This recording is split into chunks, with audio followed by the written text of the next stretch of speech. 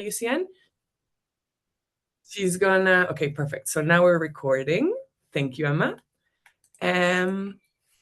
We're gonna look at how agriculture is within IUCN structure with a focus on the Commission on Ecosystem Management.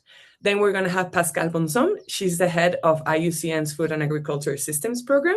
And she's gonna be telling us, with Simon also, the products and work plans that IUCN has worked on through the Food and Agriculture Systems Program.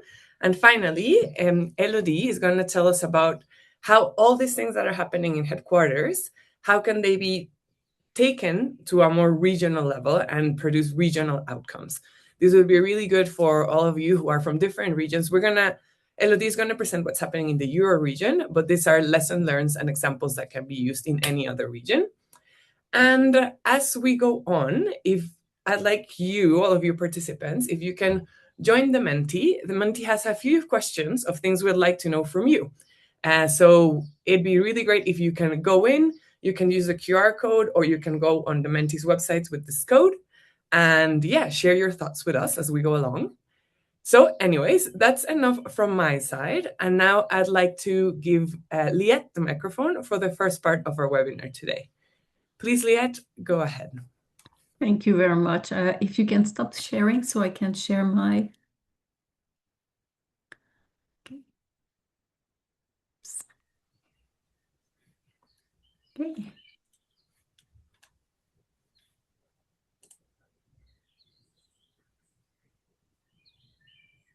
Good.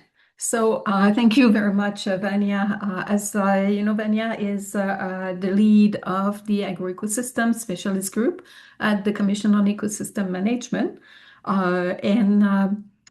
Today I want to just, first of all, present very rapidly IUCN in terms of what it all entails, especially for those who are probably not as much familiar with where the Commission is fitting in all that, and so that you can better understand. First, as you know, we have a president, Razan Al-Mubarak, who is our president, and the director general is Dr. Gretel Aguilar. And you have the Secretariat. So that's the first part. The Secretariat is not only in Gland, but also they are the regional offices that are very important in the different regions of the world. We have the IUCN Council that is elected at the General Assembly at the World Conservation Congress. And we have also 7 commissions, which all the chairs have also been elected at the Congress. So the 7 commission, the Commission on Ecosystem Management is one of the 7. And we have the IUCN member, the paid members, and we have also the commission members. So the IUCN members, we have now over 1,600, and commission members, we have over 19,000 experts. So it's a very large group of people. So this is how, through the webinar, we tend to try to share information and knowledge that are being produced by several people, as you can see, from this, what we call the union, that we all are part of.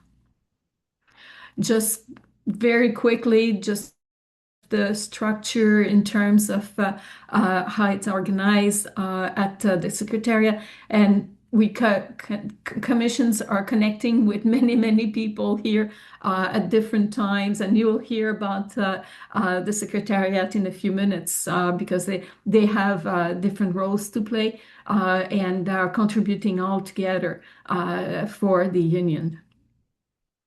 But I want to talk a bit more about the Commission on Ecosystem Management. So according to our 2026-2029 mandate, which was adopted at the World Conservation Congress in Abu Dhabi, our mission is really to provide expert guidance on integrated approaches to management of natural and modified ecosystem to promote biodiversity conservation and sustainable development. So we're really, in our case, supporting the ecosystem approaches to management of social ecological systems and natural resource management.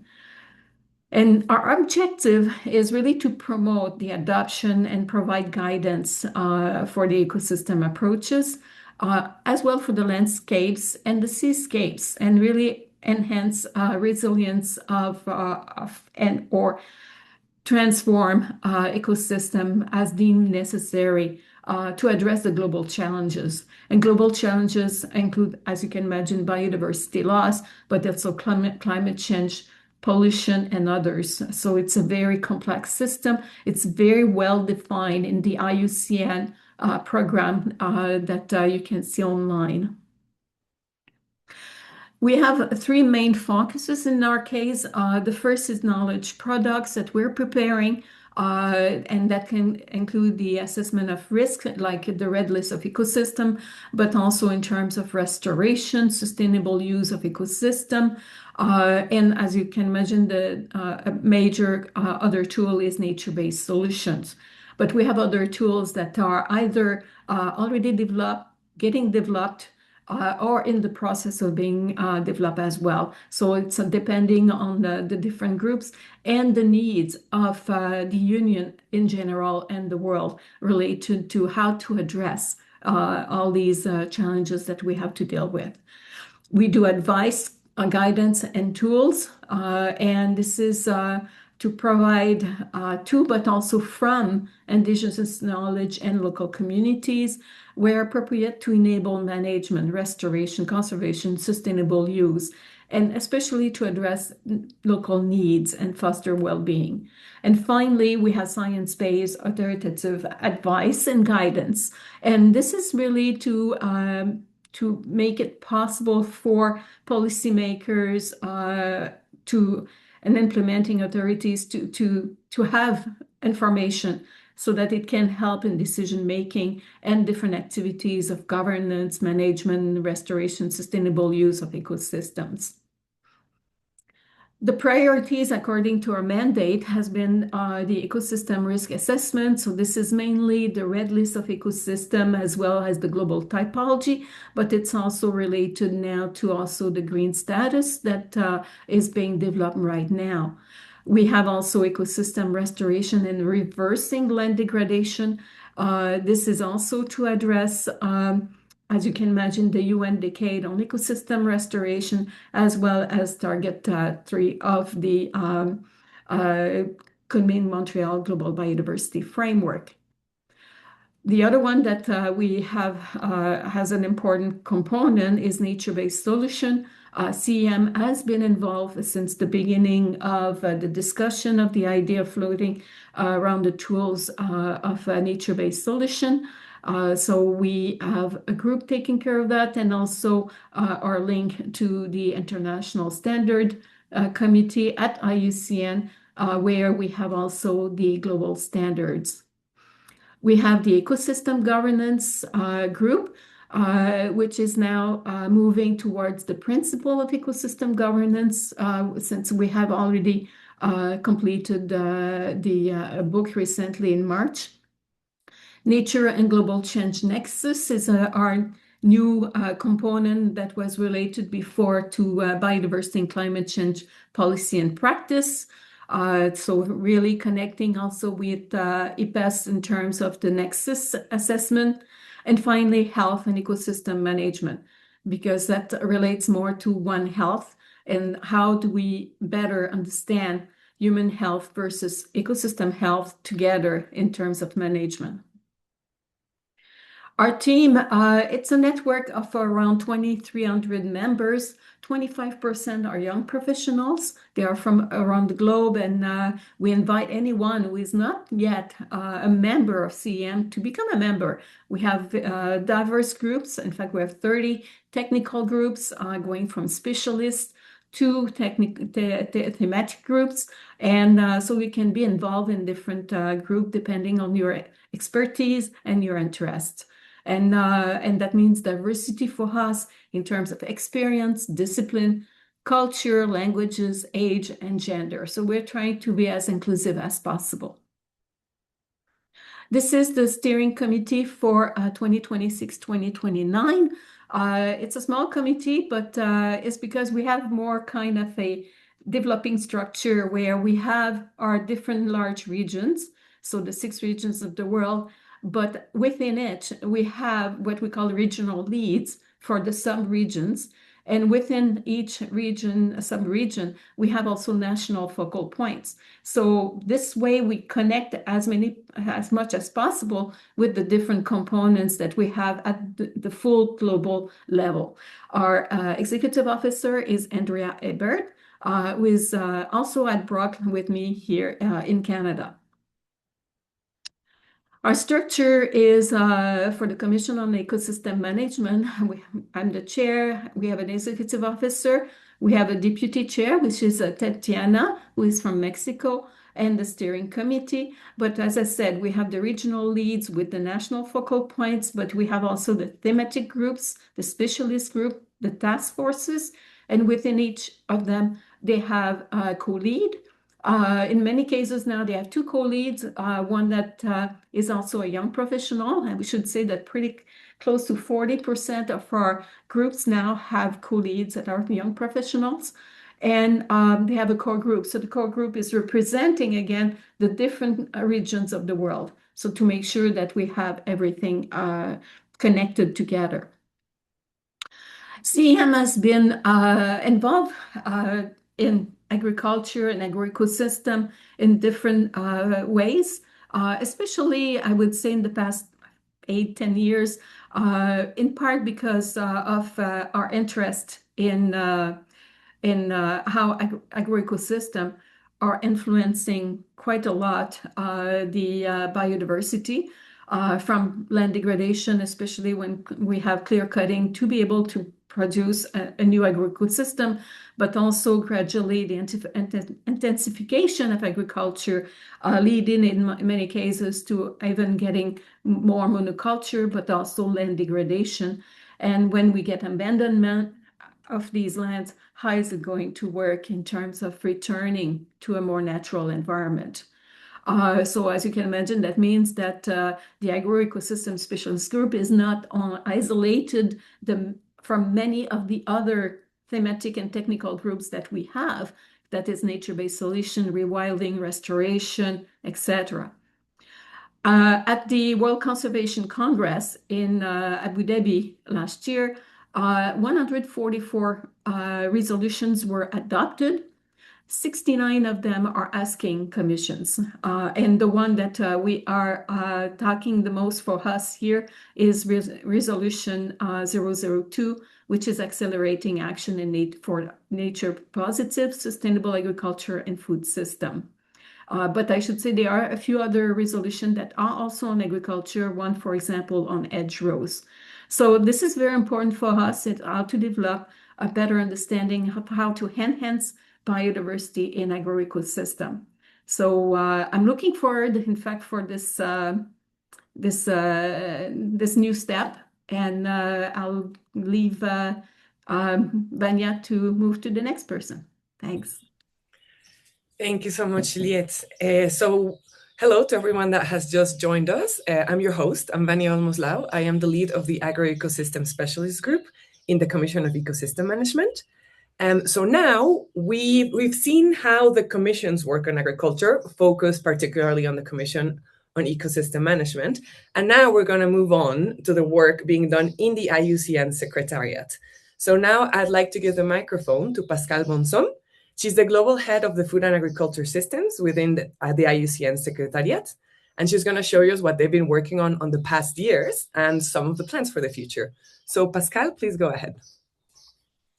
So good morning and good afternoon, everyone. And thank you, Vanya and Liette, for welcoming us to this great webinar. And we are very glad to be associated with CEM and with the Agroecosystem Specialist Group.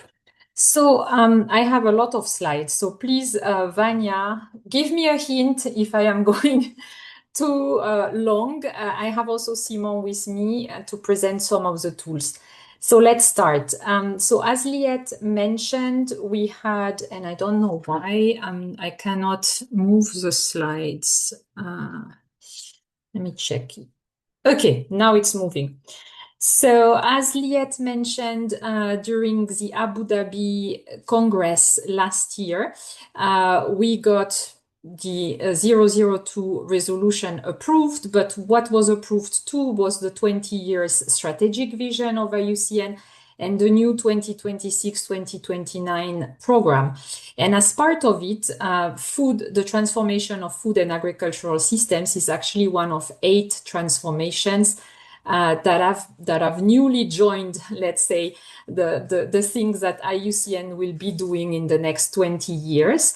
And so we have worked to define a little vision for ourselves and this transformation, which you can see on the screen here, which is to catalyze food and agricultural systems that value and conserve nature while safeguarding human well-being and societal benefits. And of course, you will recognize that it's very aligned with IUCN's vision as a whole. And I have a little theory of change, which we have developed, which is also available on the website of IUCN under the Food and Agricultural Systems section, which shows you what we are trying to achieve as part of the program in the next 4 years. And I think it's important context for all of you to understand. So we want to go from what you see on the left in terms of landscape and ecosystems to what you see on the right. And our ambition, which is the outcome level, which we are trying to achieve within the next 4 years as part of the program, is to achieve significant progress in establishing sustainable and nature-positive multifunctional agricultural landscapes. And to do that, we want to be focusing on 4 types or domains of interconnected solutions. We want to be working on better public policy and regulatory frameworks, on stronger economic and financial incentives, on scaled up adoption of sustainable systems, such as, of course, agroecology, agroforestry systems, and the likes. And we want to be supporting more landscape partnerships between various stakeholders. You see a lot of stakeholders in the middle here of our diagram. And the way to do that is through stakeholders co-designing and implementing these solutions and initiatives. And IUCN, through its catalytic roles, should be able to achieve that. And by IUCN, of course, we mean all of you. Not just the Secretariat. So what Liette presented earlier on, so the commissions, the members, and the Secretariat, using the policy and advocacy catalytic role, the knowledge, science, and data, and that's where, of course, the commissions have a strong role to play, but not only, and convening multi-stakeholder and networks and mobilizing resources for action. So, I mean, here are what we are trying to do in the next 4 years as part of the program jointly. So that against the 4 main, and there's more catalytic roles. We've been bundling them a bit here to make it easier and more palatable. But you have here an overview of the type of things we are trying to do in the next 4 years. I'm not going to go into details, but under knowledge, science, and data, where you have a big role to play in supporting the union, is in the development and dissemination of knowledge products and tools to assist stakeholders, whether government or private sector or civil society organization, in transitioning to sustainable food and agricultural systems. This slide is a little bit crowded as well, but I'm going to focus on the knowledge, science, and data part. So this is what we are trying to achieve in 2026. And maybe some of you, certainly Liette, was at the council meeting a couple of weeks ago. And during the council meetings, the 2026 work plan of IUCN was approved. And so you can find under the outcome food and agricultural systems transformation, the details for all of that. But in terms of knowledge, science, and data, we are trying to finalize, launch, and disseminate the IUCN Land Health platform, which sits under the Land Health Monitoring Framework. We are also, and that's of course also very related to the work of CEM, hoping to launch the agricultural sector interpretation of the IUCN Global Standard for Nature-Based Solutions.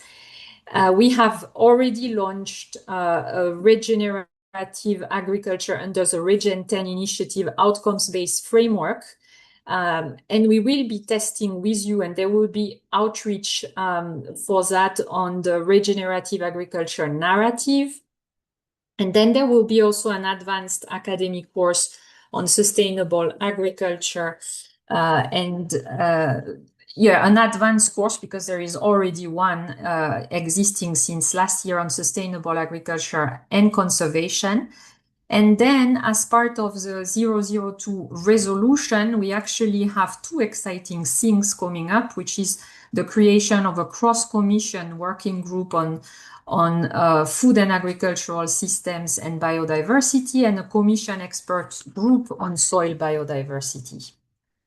So I want to show you that at the Secretariat, there's not only the team at the top, which is the headquarter team, but also many other colleagues working at regional level, Elodie being one of them.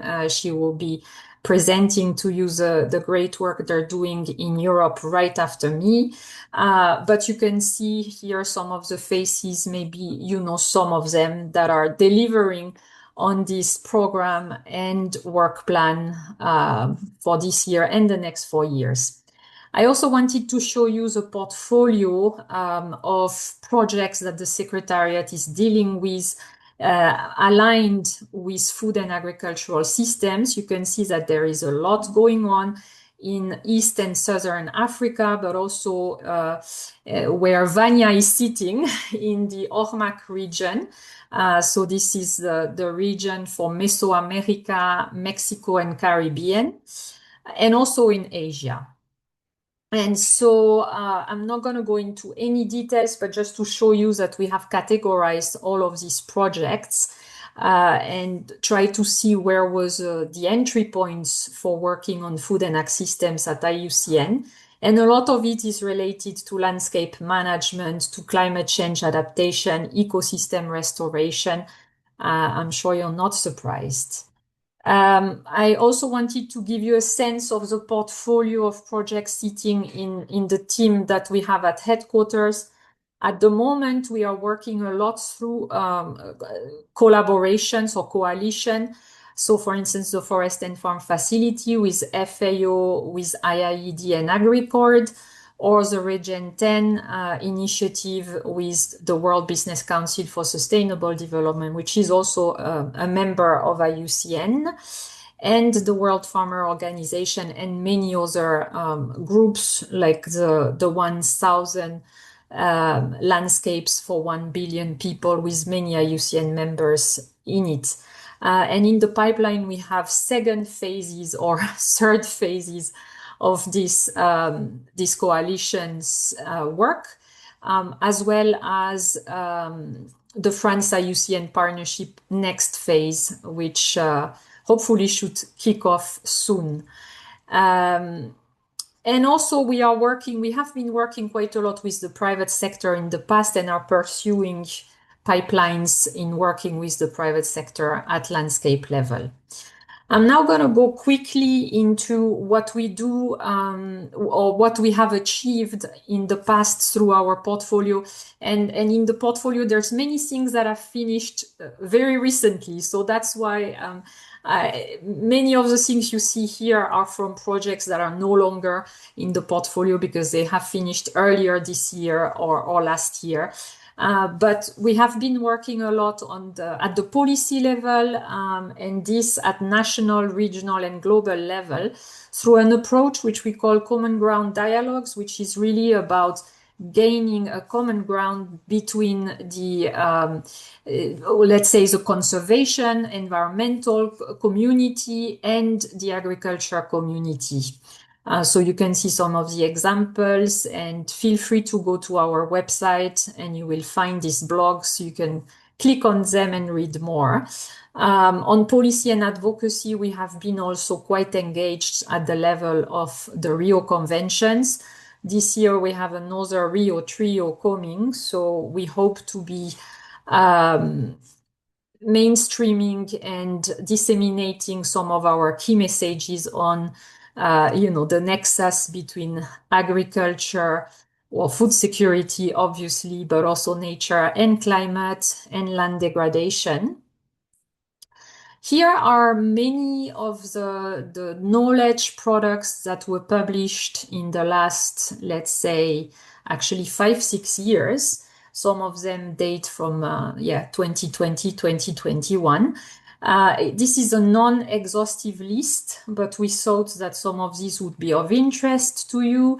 And some of them have been done in partnership with the Europe region, so you will hear more about them later. Also, Simon will expand on some of these, like the monitoring land health aspects or the NBS and agriculture aspects. So I'm not going to go into any of these, but you will have access to the presentation and you will be able to click. All of these are clickable links. And to say that, yeah, our work with the private sector has led to interesting results at landscape level, for instance, working on building resilience of coffee farmers in Uganda and DRC with Nespresso. And that was a Jeff-funded project we just finished, actually. And now over to Simon for a couple of more deep dives into tools. Over to you, Simon, please. Pascal. So yeah, as Pascal mentioned, we've been working on many topics this past few years. Here are a couple of slides that will be of interest around 4 main topics. The first one, agriculture and nature-based solutions. So as many of you can imagine, nature-based solutions and agriculture are, and sustainable agriculture are a natural fit in a sense. So along those lines, what we've been working on is a publication in collaboration with the European office. And I don't know if Elodie will possibly touch base on that, but in essence, this publication has been looking at 14 different approaches to sustainable agriculture, such as agroecology, conservation agriculture, regenerative agriculture, organic agriculture, and so on, and comparing them with the global standard for nature-based solution to see how much of a match, how much of an overlap they would have. So in essence, it's kind of a Rosetta Stone to help specialists from the agricultural sector understand the concept of nature-based solutions and vice versa. Alongside this publication, we have a publication that has been created by the French committee of IUCN that presents nature-based solutions, case studies along the lines of food security and other societal challenges. And the last point that may be of interest and that will soon be coming out, it's been ready right now, it's just pending review by the International Standards Committee. We've created a sectorial interpretation for the global standard for nature-based solution that is specific to agriculture, where we are going criteria by criteria and indicator by indicator, providing an additional layer of guidance and guiding questions to help the application of the global standard in the agricultural context. We can go to the next slide. So this slide is not on a flagship product. Sorry about that. I don't know. My camera is keep getting disconnected. I think maybe, I mean, you're breaking a bit. I don't know if it's me only, but I'm is it Vanya, are you hearing Simon breaking? Yeah, Simon, that's why sorry, it was us turning off your camera. Yeah, I think it will improve the bandwidth, so don't worry, Simon, if you sorry about that. Okay. I'll keep the camera off. So for this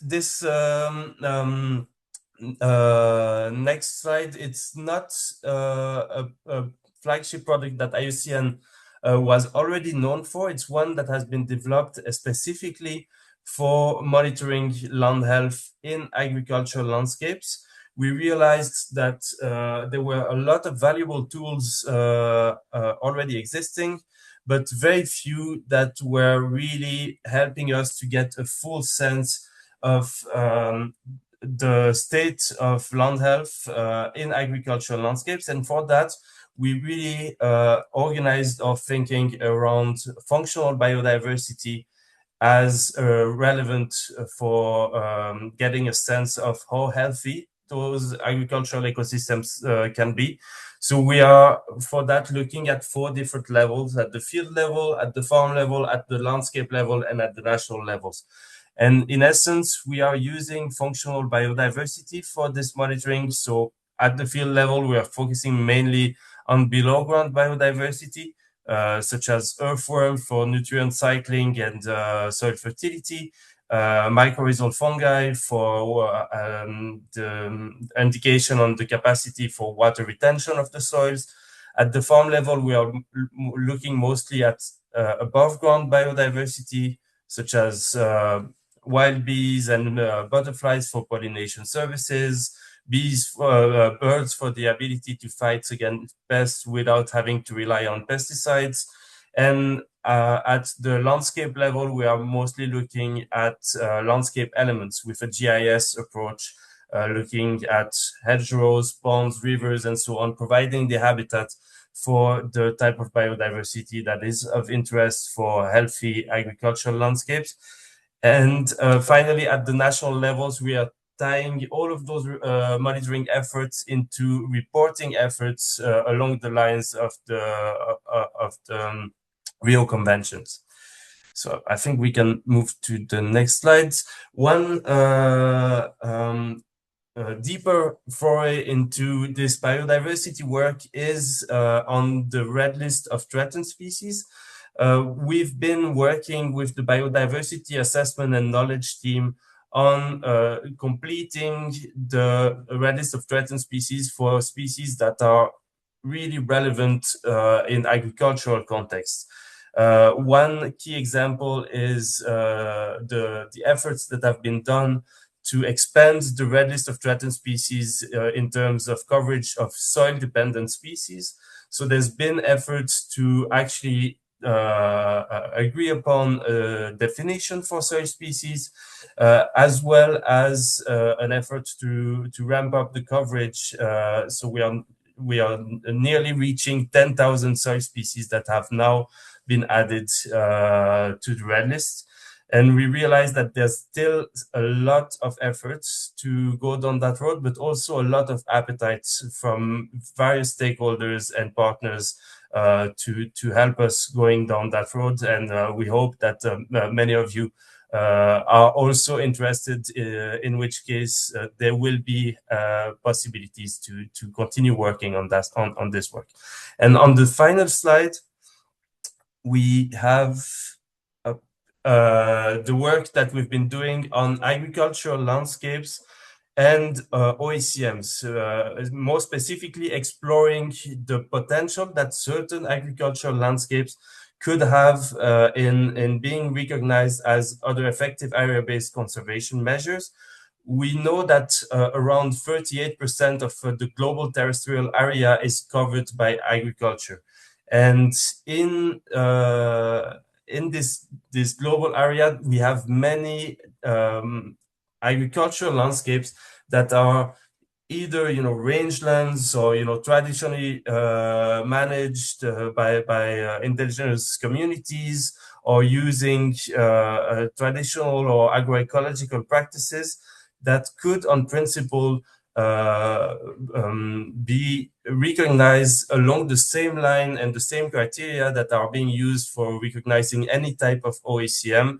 And we've been exploring with a couple of partners, such as the Satoyama Initiative, UNESCO, the Mediterranean Alliance for Nature and Culture, and many others, so as to see what would be the criteria, what would be the threshold, what would be the processes to really go into this direction in the most responsible and the most efficient way possible, so as to provide the effective and science-based guidance to accompany governments as we are reaching the 2030 very soon.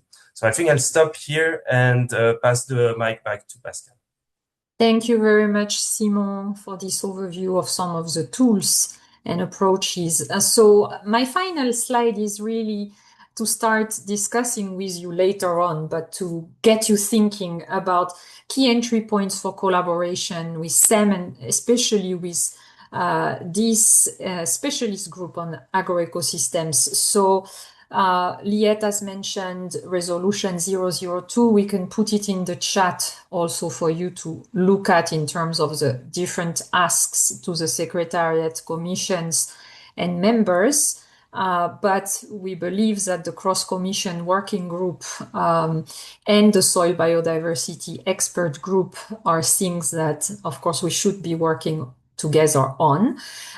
We could be piloting tools, strengthening tools, and disseminating tools together, thinking specifically about the land health monitoring framework and platform, which Simon just explained, and the NBS sectoral interpretation, sorry, there's a typo here, for agriculture. Then also, we haven't mentioned it, but we have signed an MOU with CGIAR quite recently, and hopefully we will sign one with FAO soon. So this could be interesting entry points for this commission and this specialist group also to work with these partners of IUCN. And of course, we could do joint resource mobilization for new knowledge products aligned with relevant resolutions such as 002, of course, but many others that are relevant to this topic and, of course, to the program and that transformation. So please do think about any other suggestions you may have. And I'm closing now, stopping sharing, and over to Vanya and Elodie. Thanks. Thank you so much, Pascal and Simon, for giving us this great overview. You can find the Menti link on the chat, and it's been really, I've been looking at the answers some of you have put there. So if you access the Menti link, you can answer a few questions that we have for you. And actually, the third question is about the opportunities that you see for collaboration. So it's very nice to see that a lot of you already put ideas there. So I welcome all the other participants to also join the Menti link and share with us what you think as we go through these presentations. And also, Liette, I see there's a question for you on the chat. So maybe it would be nice if you can go ahead and if you want to type the answer. If not, we can address that question when we go to the Q&A section of this webinar. Anyways, so now I'd like to give the floor to Elodie Chamsais. She is the Natural Resources Senior Officer at the IUCN European Regional Offices. So now that we've seen the agriculture in the IUCN structure, now that we've seen the products and the next steps that are planned within the IUCN Secretariat for Agriculture, we're going to go to the regional level. So Elodie, please go ahead. Thank you very much, Vanya. Let me share my screen with you.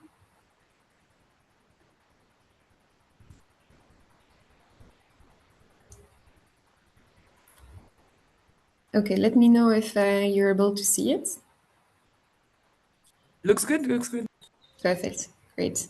So good morning, good afternoon, good evening to everybody. As introduced earlier, I'm Elodie Chamsais. I'm part of the IUCN Europe, but EU representative office, so based in Brussels, and happy to explain to you how working specifically on natural resources, but more specifically on agriculture and food systems, how we contribute towards the dissemination of IUCN outcomes in the region. So in terms of agenda, I'm just going to provide a quick overview of what IUCN Europe and the relationship with the EU is, and what is the particular agriculture angle that we have, with a small focus on the different projects and outcomes that we managed to achieve and disseminate, and what is also our going beyond implementation program. So first, to clarify a few things, what do we mean when we speak about IUCN Europe? Actually, we have a few offices of the Secretariat of IUCN based in Europe. So obviously we have HQ office, which is based in Switzerland. But when we talk about IUCN Europe, there's two main offices, the one in Brussels and the one in Bonn. I'm in the one based in Brussels, which is more corresponding with the European Union. And there's also the Center for Mediterranean Cooperation, which is based in Malaga, which is represented by Mercedes, who was also present in the screen when Pascal introduced the different components of the Food and Agriculture System team. And obviously, we are also collaborating closely with the Eastern Europe and Central Asia office and the Central Asia office.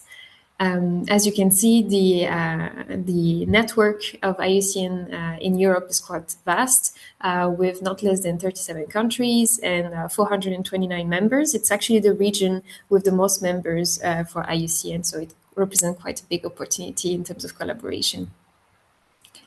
So how does it work? We have obviously different support tools and mechanisms towards the member, but also with the external angle. So here, this is a small overview of all of the different components of outreach and how we work with members usually.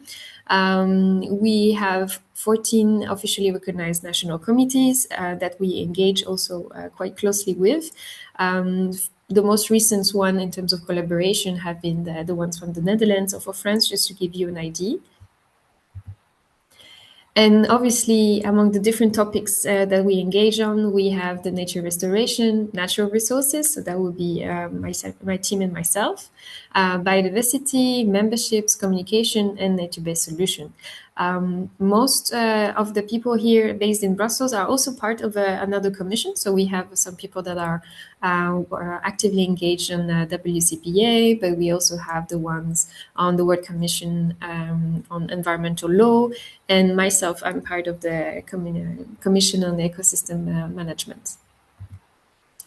So just to explain a little bit the overview of the office and the priorities, following the Congress that happened last year, we developed a brochure to explain how the vision and the program that has been achieved could be translated for us in terms of priorities. And we came up with this document that I would invite you to click on if you want to have a deeper look into our activities. But in particular, we have a whole section on sustainable food and agriculture system where we dive a little bit more into everything that we aim to achieve in terms of priorities. But indeed, sustainable food and agriculture system is part of one of the big portfolio that we operate here at regional level. The office has been now engaging with not only the European Commission, but also associated functions such as the Joint Research Centers, the EEA, and we collaborate closely with also the European Parliament, the councils, and we're part of different stakeholder groups, all right, also, and dialogues. Especially on the agriculture level. So, for example, we are part of the Forum for the Future of Agriculture. We're running the Secretariat of the European Habitat Forum. And we are also part of different expert groups mandated by the European Commission. And we are part also of a network called the EU CAP network, focusing a little bit more on the CAP application, but doing research on specific topics that could be applied for the common agriculture policy. We also developed on our webpage a little bit more of an introduction on what our policy work and engagement can be translated. And here you have the link if you want to dive a little bit more. Here is a little bit of an overview of the different policies that we are looking at coming from the natural resources perspective. Obviously, this is just the ones that the natural resources team is following, but we have colleagues that are touching upon other ones. So obviously, in terms of strategies, we have the Bird and Habitat Directive, the EU Soil Strategy, the Farm to Fork, the Biodiversity Strategy, the Common Agriculture Policy, European Climate Law, the EU Pollinators Initiative, the most recent Nature Restoration Regulation, Soil Monitoring and Resilience Directive, the Water Framework Directive, the very recently adopted Bioeconomy Strategy, And in green, you can see that upcoming next, we are engaging towards the Common Agriculture Policy post-2027, and looking forward also to the EU Livestock Strategy, which should be expected in July. So the goal of our office is to take the IUCN expertise and to bring it to the different dialogue platforms to encourage a science-based conversation and enable legislative processes that are also fact-based, but also environmentally ambitious and taking into consideration systems of governance that are highly inclusive. And for that, we heavily rely on what IUCN and its network of experts have already put forward. So here you can see that not only in terms of agriculture, ecosystem services, and food systems, but we can also have a direct link with different angles on the biodiversity, nature-based solution, circular economy, food security, and restoration and climate. So agriculture is really a key principle here that can be translated on a more transversal level and touch upon many other topics. So that's why it's so important to continue to feed this research in terms of findings and to continue exploring this dimension and to finding new results. Because not only to follow up and to answer to the need of the political agenda and discussions that are happening in Brussels, but also to support and help implementation currently of different legislations at European level. So here you might recognize a few examples that were already given by Pascal in terms of production of knowledge.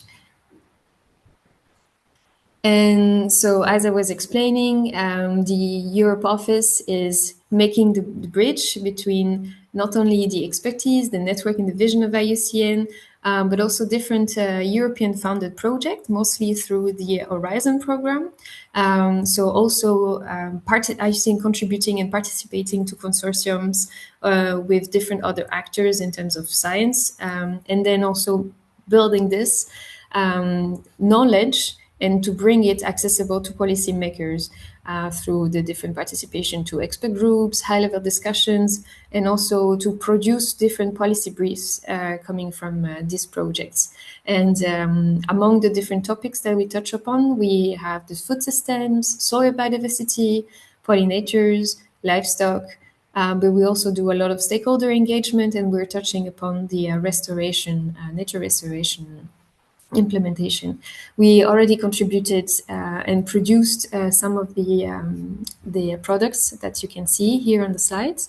And we also contributed in the IUCN World Conservation Congress in terms of delivering this expertise. And we also used all of the tools and frameworks that are at the disposal coming from IUCN. Just wanted to give you a little bit of a highlight of everything that has been achieved so far and some key examples on how we collaborate with different offices. So last year has been really rich for us because in terms of legislations, many things happened, starting with the renewal of the European Commission heads. And for that, we reacted many times in terms of the response to different events coming from the European Commission. So here you can see a few statements that we've put forward. We participated to many conferences, but also just to give an example on how to build and to bring to life the outcomes of different projects that we have. For example, the first image here that you can see in the big square, the top left one, is a presentation conference of the outcomes of a project which is called SoilGuard. You can see the logo in here. This SoilGuard project is an Horizon-based one, and we were in a high collaboration also with the Malaga office, so the IUCN Spain-based office, here to provide soil health monitoring indicators. And this has been highly successful, and we presented the outcomes not only through policy briefs and brochures, but also at different events.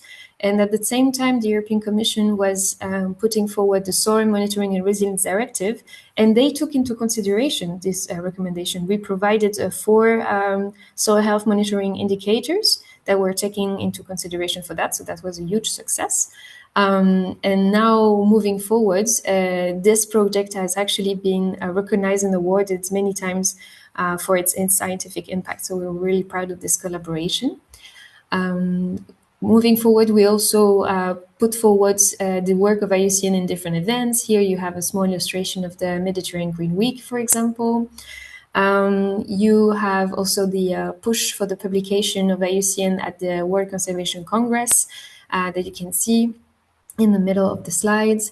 We attended a few internal policy meetings, such as the UPAG. We received a lot of delegations, external delegations that are coming to our office.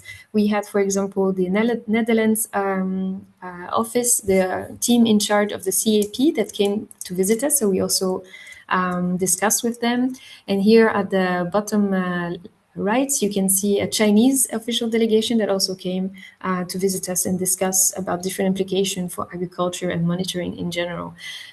So there's a lot of possibilities here to enable discussion platforms and to share and push for the outcomes of IUCN. So we're really happy not only to being able to be at the discussion and how to create this knowledge, but also how to put it forward and disseminate it further.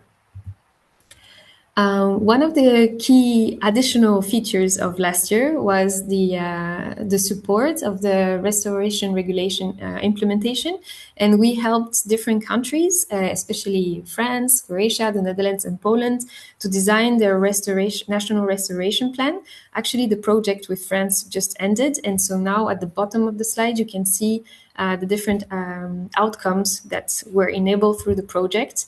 As recommendation for the national restoration planning, and there's a strong elements regarding agriculture, landscape, and grasslands. So this is an additional extra knowledge that can be brought up to the whole IUCN expertise regarding restoration practices. Now, moving forwards, what already happened in 2026 and what are the rest of the journey ahead? We are mostly focusing now, because we have to follow also the European agenda. We're following up very closely the EU bioeconomy strategy. And then we are also pushing for the key messages of IUCN expertise, knowledge, science-based approach in different platforms. We had the pleasure to have Delphine Babin-Pelliard from the headquarters that came and collaborated with us to present these outcomes during the Forum for the Future of Agriculture at the annual conference in Brussels last month. We also were on stage to present at the Aquatic Food and One Health angle with EBCD, which is also a member from the Commission on Ecosystem Management. We also had very good discussions with experts from the EU CAP network, more focusing on the livestock questions.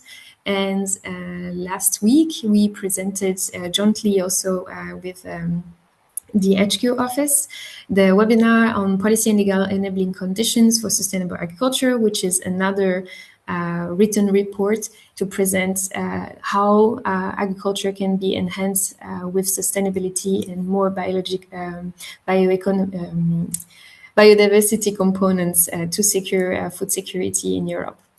So now our focus is mainly going to be on, as you might have understood, on the CAP, bioeconomy, but also on the livestock and grassland restoration. And on this particular angle, we're looking towards the UNCCD, which is going to happen in August. It's going to be the end of a few of our projects, mostly eco-ready, that is going to be focusing on food security as well. So among the resolutions of IUCN that we're pushing forwards, there's obviously the ones focusing on sustainable transition, the ones on soil health, but also the one on non-regression, and still continue to implement dialogues, push for project outcomes and tools dissemination from IUCN and within IUCN. So very happy to continue and to enable collaboration on this regard with you. Thank you. Thank you, Elodie. Well, with this, we finished the presentation part of this webinar. We have around 10 minutes left for questions from the audience. Now, before we go into that, I'd like to show you, so most of you went into the Menti link and shared with us who you are and what your ideas are. So I'll just like to share with all of you the results so that we can see who's here. So first, an interesting one. Which professional profile do you feel best represents you? So we can see, you can see my screen, right? Yeah, we're good, perfect. So we can see that most of you are from the academic or research sector. And then we also have some people that are consultants. That's what basically describes their professional profile. We have a few people from government and a few practitioners. Today, we do not have students or the private sector, so just something interesting to know. Good presence from the academic sector. Then the next question was, what interests you about the nexus between conservation and agriculture? We can see that sustainability is the main word that pops up here, but we also see some interesting ones.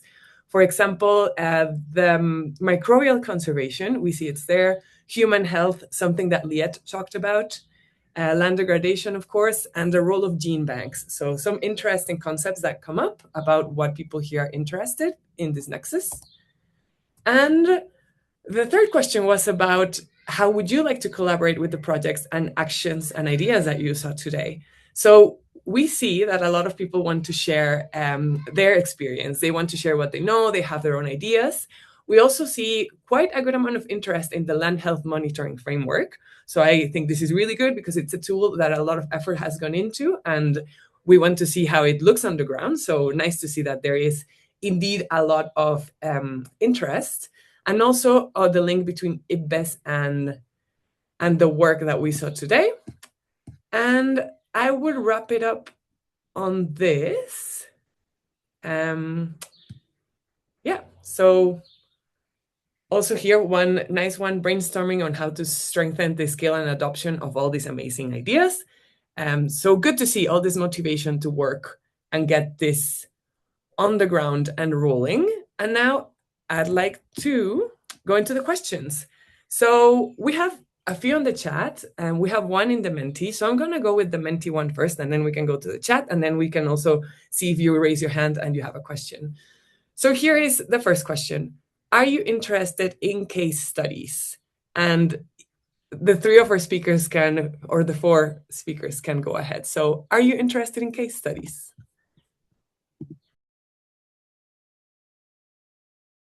Should I go ahead, Vanya? I raise my hands. Go ahead, please. Yeah, no, absolutely, absolutely. And we have, maybe many of you already know, it's the Panorama Solutions, of which IUCN is a key partner, but there are many other partners, including GIZ, World Bank, UNEP, and others, which holds this type of case studies. They are in a specific format, which is more framed around solutions. So if you have some case studies that can be turned into Panorama Solutions, there is a space on actually agriculture and food systems and biodiversity there, on which we would love to have them. And we would love to, work on case studies with you. Absolutely. Thanks.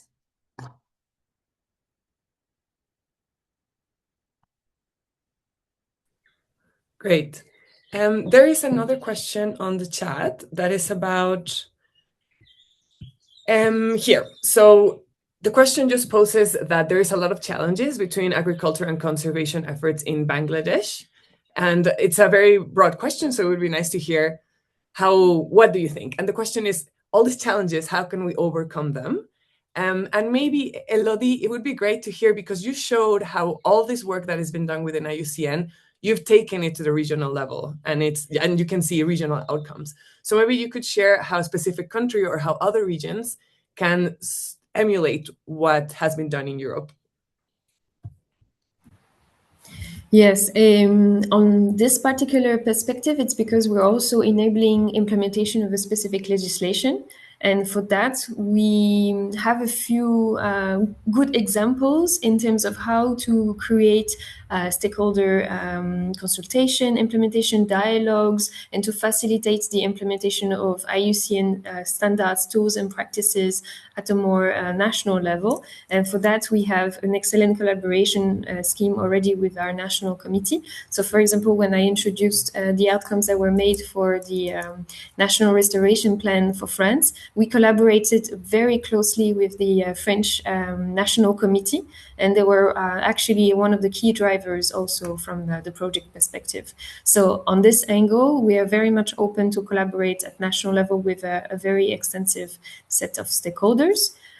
So that will be the first approach to be recommended in here. And obviously having strong science-based proposals, representation in the room always helped. So at the very beginning of the steering committee, we had a few stakeholders, especially coming from the French national spectrum on science-based, and also coming from members to help to design the rest of the process of the project. And that was one of the key components to facilitate the outcomes and to have a successful project delivery. Great, thank you, Elodie. So now the next question is about agricultural landscapes as other conservation-based area. And the question is, could you share a couple of words on what you see as the main barriers to overcome to make it happen at scale? And are those mostly landscape specific or broader enabling environmental barriers? And I believe that would either go to Simon or Pascal, because you presented on this. You go ahead, Simon. Yeah. So we've been discussing it, and those discussions are still ongoing. There's many different variables to take into consideration. So on the go like this, what I could tell you is the key critical question is, oh, sorry, do I turn off the camera? Sorry. Perfect, thank you. One of the key critical question is where do you put the difference between what goes into target 10 for sustainably managed agricultural production systems, and what do you put in target 3? There's quite an interest into approaching agricultural OECMs, and from the conservation perspective, understandably, there's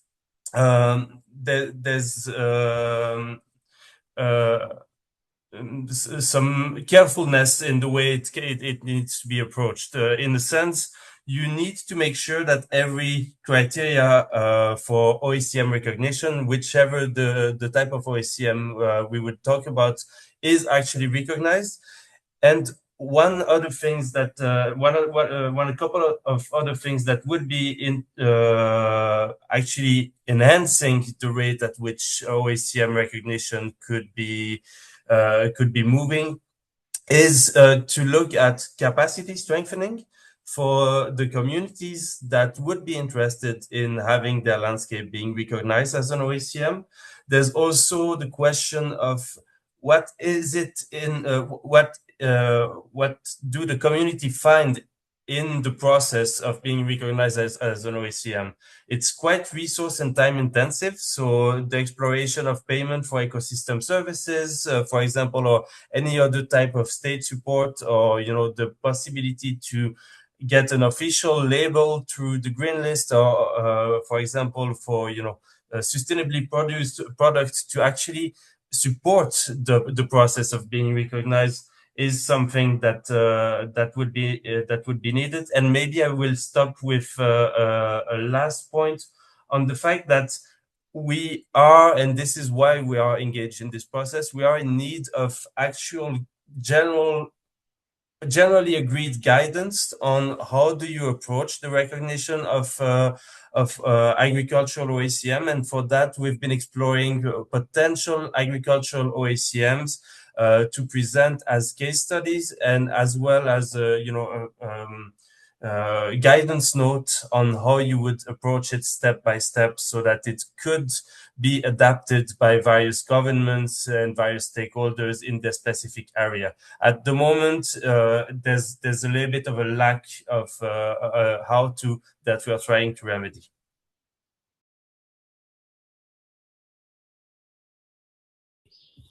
Great. Thank you, Simon. So with this, we finish our Q&A session. And well, just before we say goodbye, thank you for everyone who joined us today. We will have a recording of this webinar. So if any of your colleagues or your friends didn't attend and were interested, they will be able to see the contents later on. We'll send those through all enrolled participants through email. And just to close, if you're interested in knowing more, which I believe a lot of you are, you can join the Agroecosystems Specialist Group of the Commission on Ecosystem Management. If you're not part of the Commission yet, first you would need to apply to become a member of CEM. And you can always contact me directly. My email is right there. Again, I am the lead of the Agroecosystems Specialist Group within CEM. And that would be all for today. You can also find the contact details of Pascal, Simon, Elodie, and Liette online. And if you have any specific questions for them, you can write to me, and then I can see how I can link you. So great. It was very nice to have everyone, and have a great beginning of your day or beginning of your weekend. Thank you, Vanya. Thank you all for participating. Thank you so much again. Bye-bye. Bye-bye. Bye.